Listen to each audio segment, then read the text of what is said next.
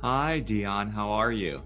I'm good, thank you, brother. It's good to see your face. It's good to see you too, Dion. So, thank you so much for joining me on the Truth, Wisdom, Freedom conversations. It really is just a time for us to get together and have some virtual tea time, all right, since we're all on lockdown, and to really talk about things that are related to truth, wisdom, and freedom pertaining to conscious leaders. Anyone is a leader, really. We all have this leadership capacity within us, whether we're a parent of a family or a larger family unit like an organization, or you're in charge of a small business or a large business. We're all being called at this time right now to step up, to lead our communities. And what I really love about you, Dion, is that you are you're someone who transcends many different labels and what society has expected of you, being from the military and being a military someone with military background, and then writing the book The Good News About PTSD, and then now the VIP of mental health that has just come out. Working with corporates and working with Yeah. military and then working with leaders like politicians. It's and really what we're tapping into here is that leadership is really, it needs to be grounded in consciousness. And so I wanted to have a conversation with you because I come from a spiritual background and you come from more of this military corporate background, to see how we can bridge the gap between the two, because at the end of the day, the commonalities are all there. Yes. Yeah. 100%. And what's beautiful about this particular conversation for people that are watching is the evolution of myself through those, mental, physical, spiritual, energetic understandings of myself. You had such a huge hand in that, Johnson, because you were the first one that could articulate what those different parts were without making me feel like it had to be my truth. And you are one that really fits the description, not label, because there's a difference between a label and a description. Really fits a description of a guide, brother, because you help people, you guide them through their own process and their own truth. What resonates with me in this particular theme you have going is the freedom part. So you've got truth, wisdom, and freedom. And for me, it's about that freedom to be yourself without judgment. And that's, I think, where your journey, my journey started together, where you said, hey, you can choose to be all these different things. Yeah, and so for those of you who are watching, I met Dion back in Singapore when I used to live there, and Dion is from New Zealand, where he currently is based. I'm currently based in Sydney, and so we've moved around, and but we still kept in touch, and that's where we met. This aspect of freedom, let's talk a little bit about freedom and what freedom means, because there's for sure the justice perspective of freedom, right? And so, what is it that we mean when we talk about personal freedom, universal freedom, true freedom? What is freedom? So, what is freedom to you when you're working with people? A great question, because it all depends what level people perceive themselves to be.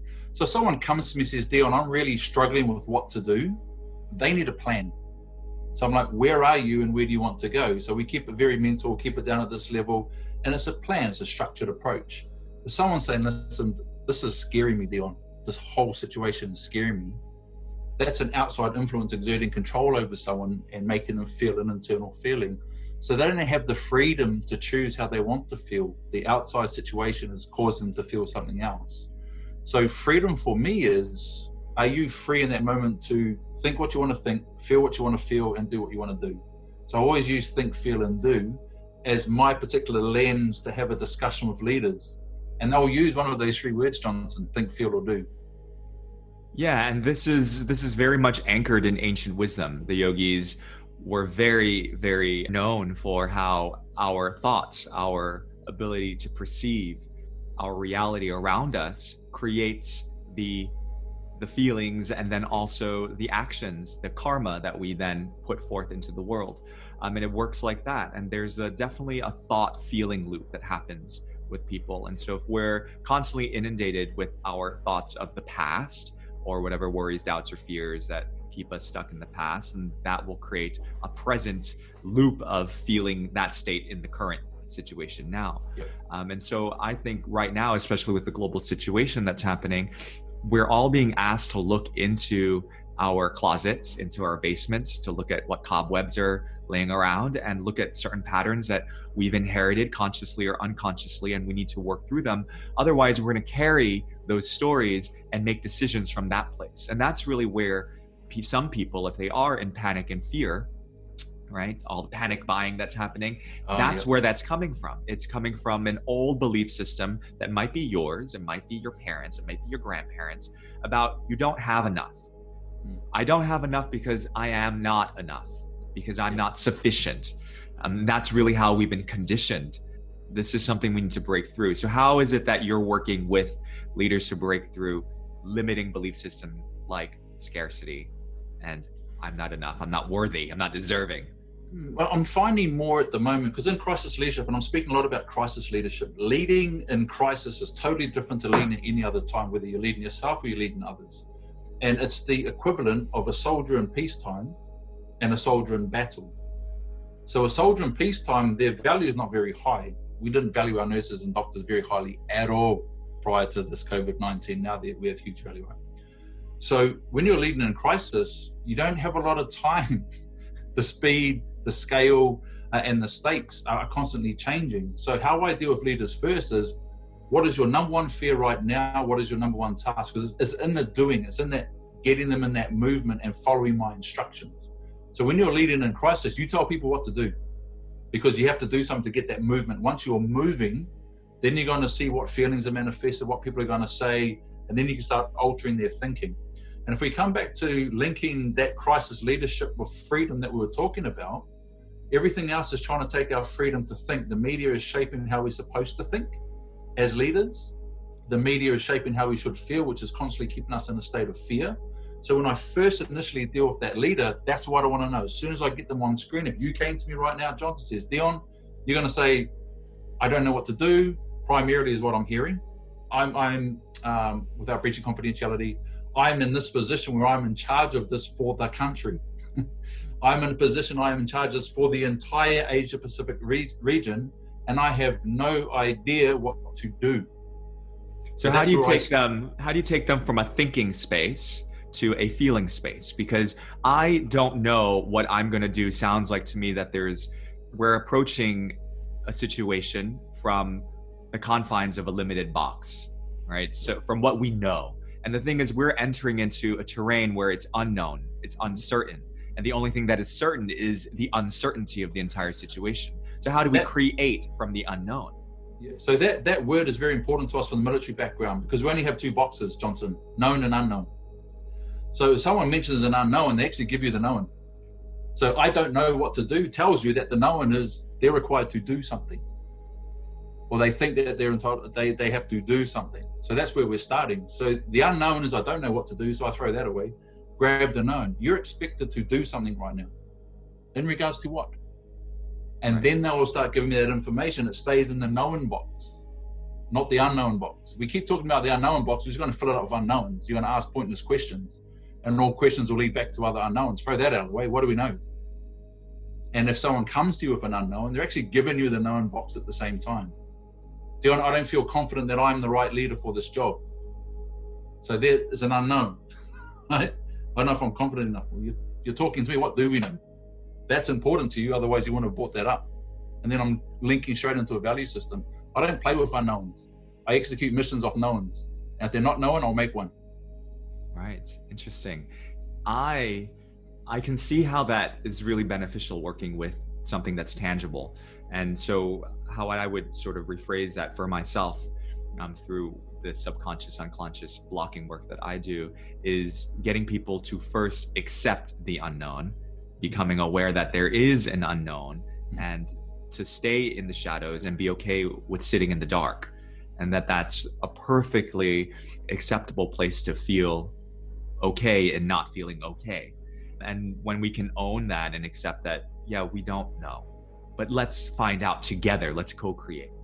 Because I think when we're coming from a place of I'm the leader, I'm supposed to know exactly what to do, then it becomes a little bit arrogant, a little bit presumptuous that you are, idolized to the point where you have all the answers. And I think a conscious leader is someone who recognizes and owns the fact that I'm not sure, and I am afraid. But I'm going to feel the fear. I'm going to use it as jet fuel to propel me into a new place of creativity and action, right? See, this is interesting because this demographic, if we skip across worlds, spiritual and physical, and then we go to the difference between military and corporate, you and I are expressing the two different personalities of a leader and a manager. So if I'm leading in crisis, I want you as my manager, not my leader. Because I'm going to stand up there and say, I'm not afraid. I don't deal with unknowns. I know exactly what to do because we've got something to do. Then I'm going to grab you and say, Johnson, grab this person. He's got an issue with this, this, and this. Go and work with him. Make sure he's okay. Then give him back to me. He's got work to do. So that's the balance between a leader and a manager. As a leader, I can't do that for my people in crisis. In peacetime, I can. In peacetime, I can be empathetic, vulnerable, connecting with my people. Not in crisis. In crisis, you have to lead through this because in the military concept, there's an enemy. Now, without putting a label on what's happening at the moment, there is an energy that's come towards us that some people can deal with and some people can't. Whether we call that energy fear, whether we call it crisis, whatever it is, there's a river of energy that's come straight through us at the moment.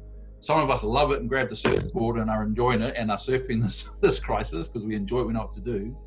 Other people are drowning. Other people have been swept away. So if you're going to lead, you've got to be that rock in there first for that safe place, and you have to lead. But then the manager's going to have to do everything else in crisis. Once it dies down, then you can have those conversations, just from my perspective. So you are fulfilling that role of that manager, that support, that the cheerleader, getting into and making that person better, making that person more resilient, helping that person get rid of all those limiting beliefs. I don't have time for that in crisis. I'm leading. I need that person to do the job. So I need that person capable to do their job. I'll let my manager support them all the rest of it. But as a leader, you have to be conscious of the fact that you've got to be out front. And it's not an arrogance. Who else is going to do it in crisis? Because if you do nothing, you're going to get swept away. Well, it's about intention and making the choice, difficult choices. In the face of chaos, we need to make a decision. And whether you make a decision that might be the wrong decision or a decision that detours you, you've made a decision and you're going to stick through it. So it's also about creating certainty out of the uncertainty, right? Knowing that I don't know, I'm going to make this choice anyway. And that's something that a leader definitely needs to embody. This is what's interesting to me. Why do certain people experience fear as jet fuel and others are paralyzed by it? Modern science shows that human beings, as the only mammals on this planet, can't reset their HPA axis, which is our fight, flight, freeze response. We're not able to do that. We lost that capacity at 6 weeks old. Whereas other animals out in the wild, they do something called neurogenic tremoring. They'll stop, they'll shake in the wild if they're getting chased by a predator, and then they'll carry on with their life and then let that trauma move through. And this is something I think you could touch on in, the good news about PTSD, the book that you wrote. So how do we move through a state of trauma while it's happening to us, right? And I think that really is what resilience is about. And if we become very skilled at becoming the rock, right, so that all of these fear, panic experiences that come from the collective can kind of move through us like water passing through a sieve, then we can be better managers, better leaders. It doesn't matter what you're doing, whatever role, whatever piece of the puzzle you're playing, you are now able to move forward. And that really is the key thing here, is how do we as a collective, as humanity, move forward together so that we're not all stuck in this freeze pattern. I don't know what to do. Yeah, exactly. And it's interesting to talk about the HPA mechanism, because in the military, that's total training. We live there. So we actually reprogram that part of the brain temporarily. And if you stay in it for too long, it's natural now. So as soon as there's some initiation of fear, we attack. So that whole freeze and run away is gone. It's trained into us that if the threat manifests, we attack, no matter what, because it's training to be in that state. So how we get good at anything, as you know, is you've got to train within that emotional, physical state. If you can get all parts of your system practicing and as close to the environment as you can, and in the military say the more you sweat and train, the less you bleed in battle. For those people that use fear as jet fuel, is they've operated in a state of fear for a very long time, Johnson, and their body and their whole systems have adapted to it. So for those that haven't, and for leaders that are experiencing fear, is understanding what type of fear that is. And you and I have different ways of assessing that with different people and in different systems. But for what I do with leaders, it's always to complete the objective or the outcomes, how to get from point A to point B. What is stopping us getting from point A to point B? We'll go through it, we'll go under it, we'll go around it. But it's actually in the mission, it's in the task of crisis. When we get to those limiting beliefs with leaders, I'm just bringing the conversation back, with leaders that can't get rid of this fear, can't release this pressure. That's where this weight and pressure is coming from, is not knowing what to do. And they just feed that, and that builds up. And it's funny you talk about trembling, the animals tremor and release that energy, is because I think it's EDMR, the rapid eye movement and the muscle tremoring. And this was, I think, was the baseline for the shock therapy, was to be able to release that stored energy. Well, with our training, we let the energy come through us as fuel, then it's gone again. And like you say, if we hold on to it, that's the only time it builds up, and we need help releasing it. But when you have the skill, because you mentioned skill only comes from training and experience, where you get the outcome you desire. Yeah. So if you've been in a state of fear, and you know that if something attacks you, attack it first harder and stronger, and you beat it and you carry on, you'll keep doing it. If you try to do something in fear and it doesn't work, you won't do it again. And every time that fear manifests, you'll follow that same neuro pathway, and you'll attach that memory to fear. And every time the same fear comes, you'll react the same way. So I agree that we can't reset, but in the military, we reprogram that. Sure. And the thing is, fear is our primary survival sensation that passes through. It's a biochemical response, right? It's to keep us alive. That's the benefit of fear. And a lot of the times people, they demonize fear. They're like, oh gosh, I'm fearful. Great, you're fearful. Be honest, own it. Okay, it is a sensation. If we allow it to be a sensation and chemicals passing through us, and then it's what the story we then start to wrap around fear. That's what keeps people paralyzed. Like how you were mentioning about animals. When animals experience fear, it's for the moment that they're being terrorized by a predator, a lion coming at them. You know, the poor little gazelle hides in a bush, right? But then after that's done, the story goes away. The gazelle continues to drink water from the well and just moves on with life, right? And so the tools and techniques that, you know, people have nowadays in doing that is like yoga. You know, why has yoga become such a big thing around the world? It's because it is moving energy. Fear is an energy. Right. So if you've been trained in very high intensity situations in the military to take fear and turn that into action, that's exactly what, you know, the yogic system is doing. How do we take fear and move that through the limbs and the joints and the bones? Because we're piezoelectric beings, meaning that we conduct electricity. The signals that go between, you know, our brain and the rest of our system is electric. And so all of our nerve endings are sending out signals to the rest of our body, to our organs. This run away, but there's nowhere to run because we're confined at home and we're in front of the computers having to make decisions. So it's not a natural place to be, because as animals, we want to run or we want to fight. And so embodiment right now is a very key thing to do for anyone. It doesn't matter who you are. Embodiment meaning you need to get in your body. You have to take care of your physical body, right? Because the foods that you put into your body, if they're promoting inflammation, like through gluten, through, you know, very heavy starchy copious amounts of sugar. Copious amounts of sugar, exactly. It's going to be very hard to get rid of those fear responses, because you're adding more fuel to the fear instead of programming and fueling your body to be out of fear, right? So there's that first thing. You have to take care of your physical, and then there's other ways as well, working with, you know, mindful movement practices, whether it's qigong, whether you're dancing, but we need to sweat every day. That's something we need to do. Even if you are a busy leader and you don't have time to do that, if you're not finding time at least 3 times a week to do that, and you're just glued to the computer and you're working only from the mind, for sure you're going to be stuck in fear. So there's practical things that people can do to create a container in themselves to allow for creative solutions to come through. But that only starts if they are taking care of themselves. And I know that's really, really difficult right now, right? Well, I would say it's a lot easier. And it's interesting where we wear our metaphors, right? So being at home now is really making you notice what you have in your house. Like, I'm super grateful. I would be away speaking or consulting.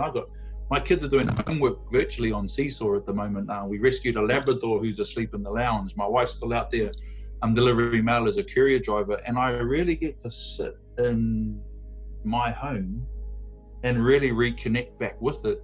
And so what I'm doing, and I'd like to, if we could both leave some tangibles in this, like someone could say, yeah, I love what you guys are saying, give me a couple of things to do, is when we talk about grounding, I really feel like, we put roots down where we live. And I really feel like since I've been at home now for quite a few weeks, I really put roots down super deep. I've recharged those roots that existed in the home. I've noticed, hey, the windowsills need sanding and painting, where it would have just been something I've walked past before. So I'm very grateful for this opportunity to sit still and have a good look around. And every time I hear your name, see a message, see your face, there's one huge word that just vibrates in my whole system, which is notice. It was the first connecting word that connected you to me, Johnson, was, Dion, I just want you to notice. I want you to notice how you're feeling. I want to notice how you're thinking. I want you to notice. So then once we notice, it's, this is what we're dealing with. And I think that for most people, they don't know what they're dealing with because of those labels. People, I'm anxious, I'm depressed. I mean, well, okay, are those labels serving you or not? And are they labels? Is it a description? Never mind the label. I want you to describe it. If you say, Dion, I'm anxious, I know that you would say to that person, describe what that feeling is to me. So it might not be anxious. It could be absolutely something else. So the first tangible thing I said on the webinar yesterday was, write down what you fear. All of it. Write down all the things right now in the middle of watching this video right now. Write a list. What are you scared of? And then describe that. Well, this comes back into the thinking feeling loop. You and me are able to sit and express how we feel and articulate. Not everyone has been given the permission to do that, or they haven't done that in a very long time and they've forgotten how. Maybe it's 20, 30 years that they've been in a pattern of thinking. And so when we ask people, how do you feel, and describe how you feel, oftentimes when you're in a group situation, a seminar, and people go, it was good.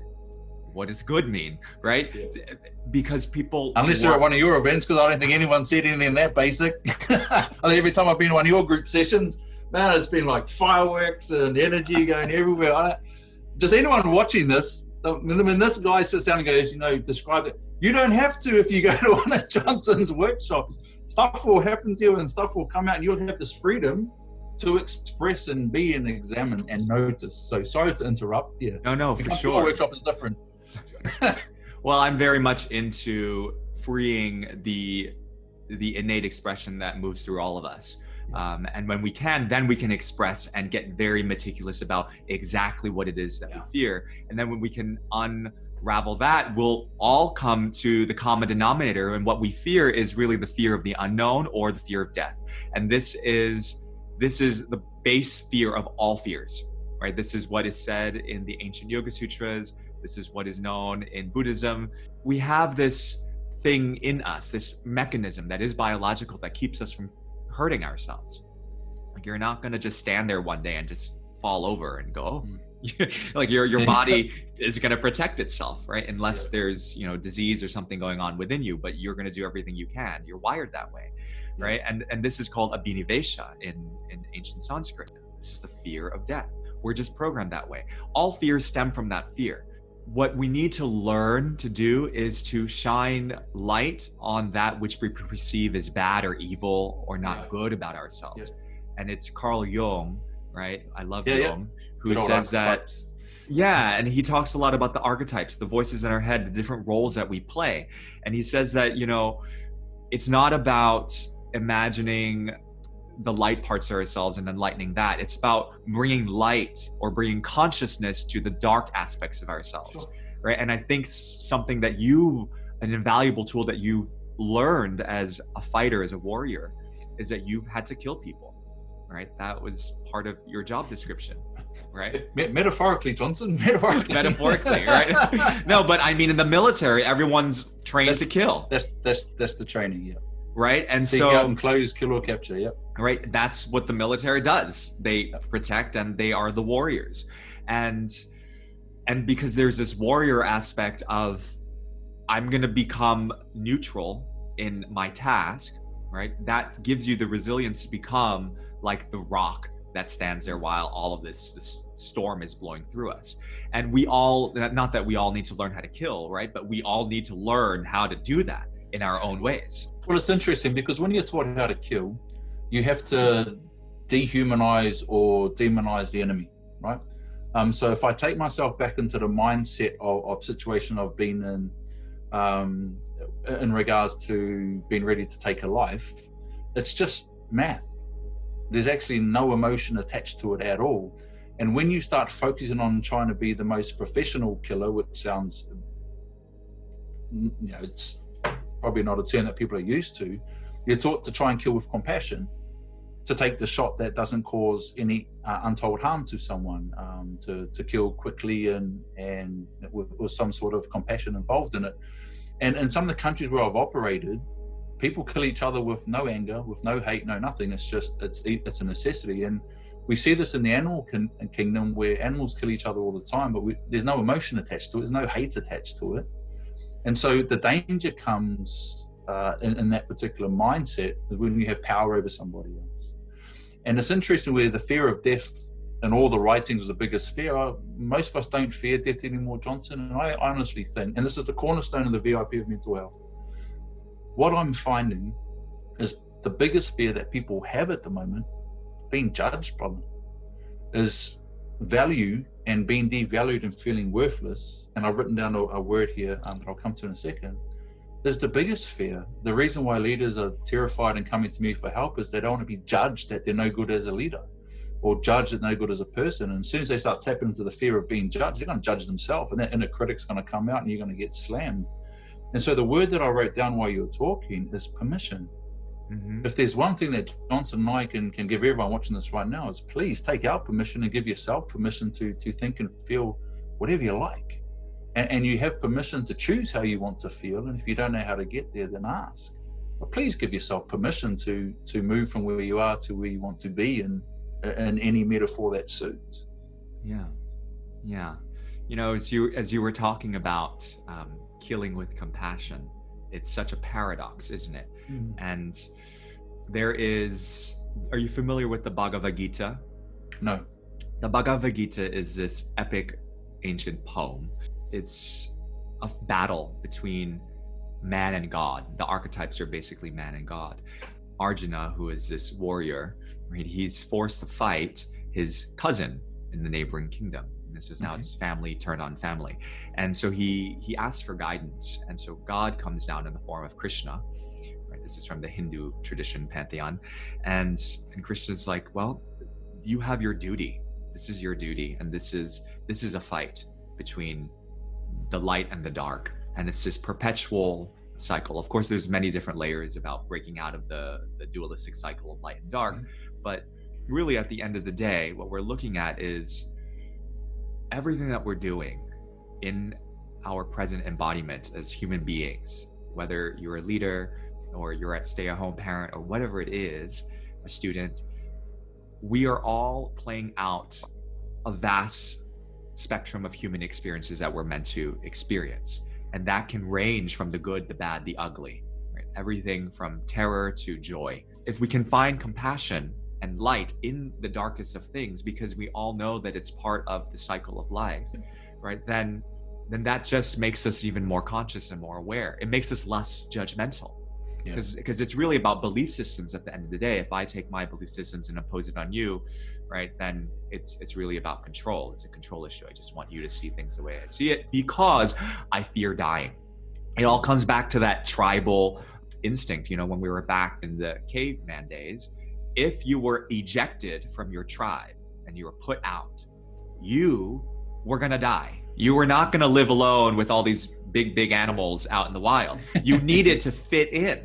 And so the fear of judgment, again, it comes down to the fear of death, because if you're fearing being judged, it's really because you don't want to get put out. You're going to lose your job. You're not going to have any security. You're going to lose your house, right? And so you are probably not going to literally die, but life as you know it might die. Right? However, literally, people are taking their life because of that path.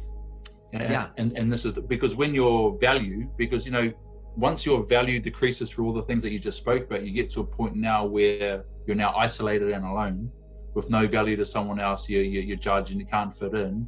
So the chance of you surviving is slim. So a lot of people are going down the mental illness path and are taking their life. So we come all the way down that value path, and then we have the highest youth suicide rate in New Zealand. 22 soldiers are killing themselves every day because that path, the natural continuation of sliding downwards through that value triangle, is the amount of people that take their life because they haven't given themselves permission to be comfortable with who they are first, and then resonate and group up with other people that aren't. And I think that's why this group is really important because, I don't know if Johnson wants me to tell you this, but I'm going to do it anyway because I got a line thing on and he's the real nice guy, right? Johnson worked a lot with entrepreneurs, and he's feeling like I feel that we need to be working with leaders. Why? Because leaders have the influence. How are we collectively going to put humanity on the path where we can be our best self, our highest self, because we're not acting that way towards ourselves or the environment, it has to come through those portals of influence, and those portals of influence are leaders. And it's interesting, as Johnson talks, in my leadership mindset, I'm always looking to put teams together. If there's an issue, I understand the situation. Straight away, my mind goes towards what team could I put together to fix that issue. And so if the issue was helping humanity and the environment be their best self, I need someone that can help people be the best versions of themselves. I need people to help those best versions know what to do, to challenge thinking, so we can change culture.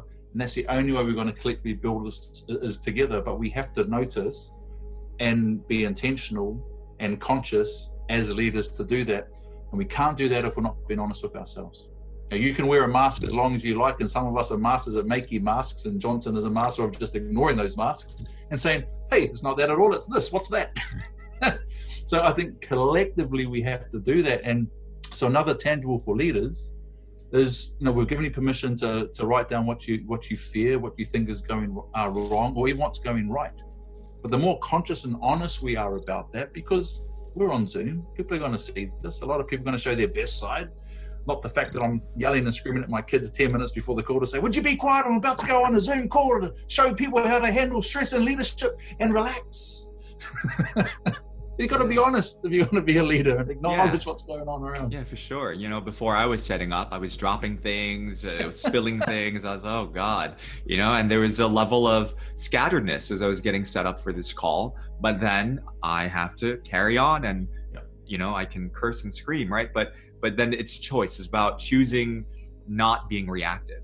And as you were talking about death and about what's happening with the suicide rates in New Zealand, what that brought up for me was the art of dying, the art of consciously dying. And this is something that has been coming up a lot. And I've experienced this a lot. And this doesn't mean a literal death, because we are not biologically programmed to off ourselves. It's just not natural, right? So if that is a desire that is coming up, what that actually means is that there's a certain archetype or a part of ourself which is really wrapped around the ego identity and a perception of how we should be that wants to die, right? And so if we can allow this metaphorical death of the ego, of who we think we should be, of what the world says we should become, if we can let that die, which is just, again, belief systems, programs, and condition patterns, if that can go away, then what's left? Who are we?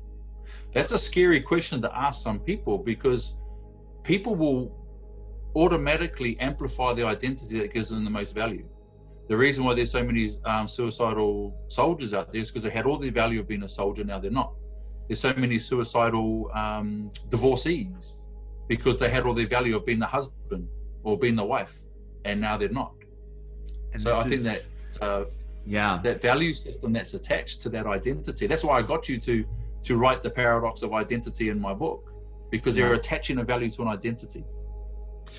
And this is a thing, identity with a small I and identity with a big I, right? If we identify with the limited small aspects of ourselves, right, which is this part of ourselves where we only see ourselves in this box. I am X, Y, and Z. Let's use the example of soldier. I am a soldier, and these are the things I do. This is how I provide value for the military, for the community, for the world, and this is how people see that I benefit them. This is who I am, right? So that's the limited small I. It's a closed, narrow, right, focus. Then the big I is recognizing that, yes, I am this small I, this military person, but I am also a singer. I also work with, like yourself, I work with corporates. I speak, I train, I do all these other things that are different aspects of myself. I like to play many things, and recognizing that and owning that, and then allowing life to come in and to help you create new experiences that are outside your box. That's the big I.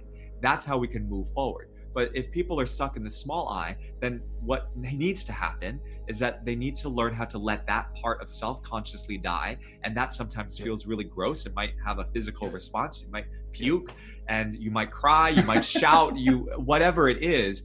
Sold. you have to release it.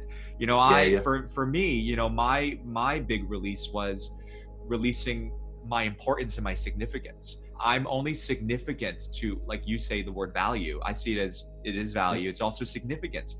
How significant am I? Right? And then if I can learn to be comfortable in not being significant, and I'm okay with dissolving and fading away, then I've come to terms with death. And this is something that we've all done as soldiers. We first get comfortable with death. And on my corporate retreats, I have death days. But I'd like to finish this call off, because I've got another Zoom call after this one. There's a part of your book from Karma to Dharma.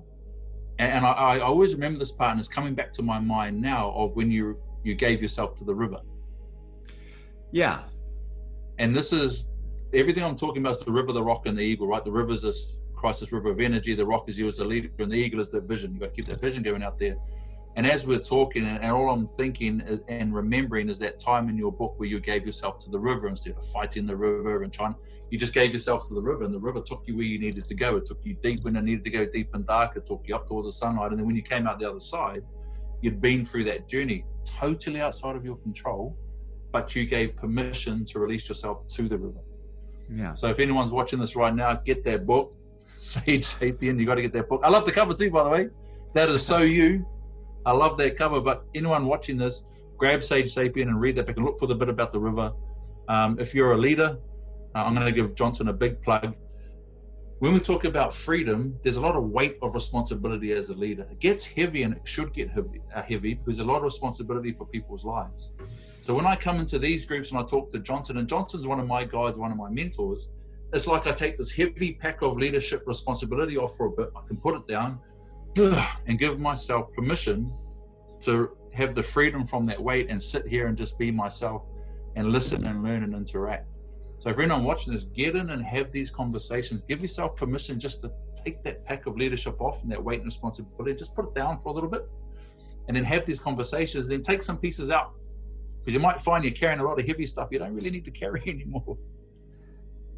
Yeah, beautiful. Thank you so much for sharing that. And I really respect and honor what it is that you do and everything you do for all the different dimensions of communities that you serve, from government to military to, to organizations, organizational development with corporates. It's just, you're such a visionary with mental health and being an advocate of that. And you're such a warrior of light, and it's beautiful. So Dion has these two wonderful books, The Good News About PTSD and The VIP of Mental Health.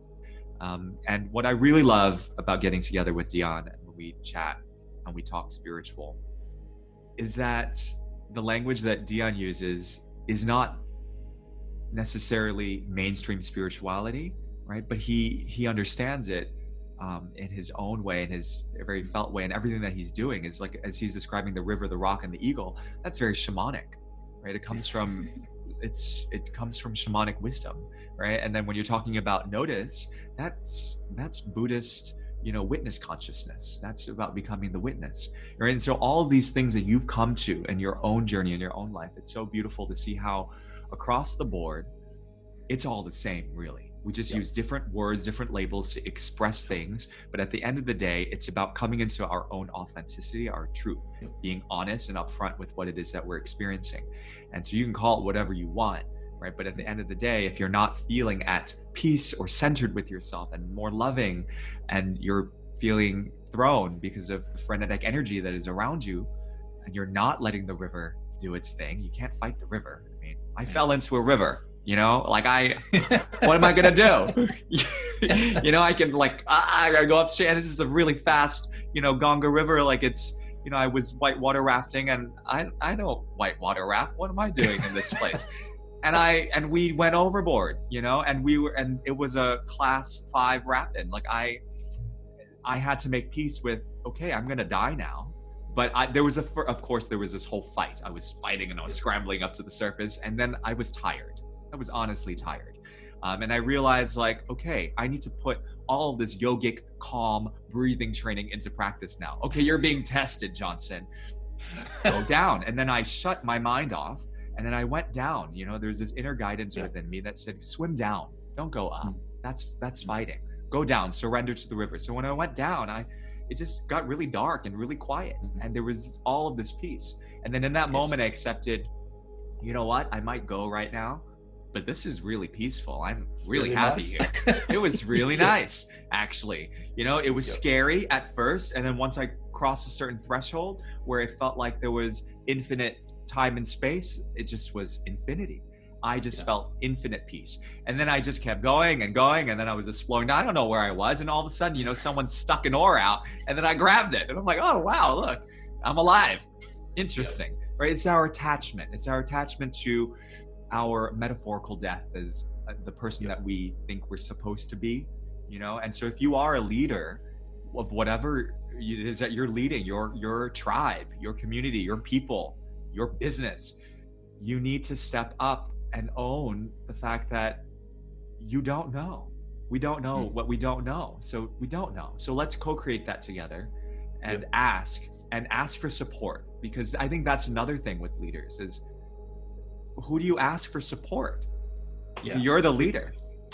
That's right. And that's where the corporate retreats, the one-on-one mentoring and coaching is critical for leaders, because you don't want other leaders to know that you're vulnerable. You don't want your competition to know that you're vulnerable. You need full safety, security, and confidentiality to come and burst into tears, release all this pressure, let all that energy go through, retrain, rebuild, and go out there happier and calmer. And please don't wait until you fall off a raft in the rapids. And please don't wait for combat. And please don't wait for near-death experiences. Please, if you're watching this, you can get the benefits of everything that we spoke about without all the danger and all the risk attached to it. So please don't wait for that. Come in here now after seeing this and get in touch with Johnson or myself. But I have to go now, brother, so you might have to edit this last bit out. Well, thank you so much for your time, and it's always lovely seeing you and talking with you and sharing with you. Thanks. Okay. Have a great day. Roger that. Thanks, bro. All right. Bye. Bye-bye.